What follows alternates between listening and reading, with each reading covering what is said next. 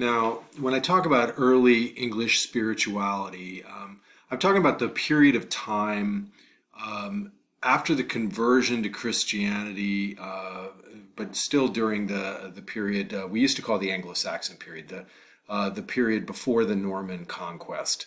Um, really now we're talking about the seventh century, the eighth century, as you'll see.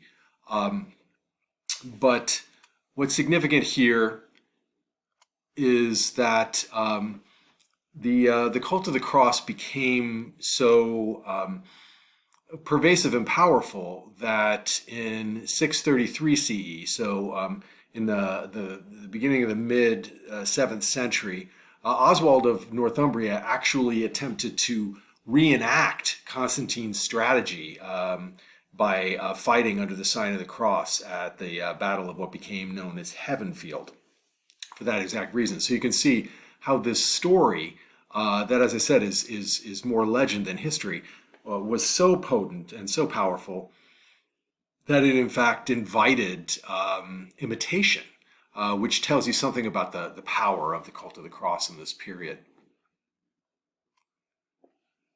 Now, a lot of standing crosses began to be constructed, and they became places where people would go for worship out of doors. As a matter of fact, in some places, at some times they began to eclipse the regular parish churches. And by 111 years after Oswald of Northumbria's battle, Boniface was actually complaining in 744, that the churches were being eclipsed by these standing crosses. Many of them were made of wood, we think, but those, of course, in the relatively warm and certainly very moist environment of Britain, quickly rotted away.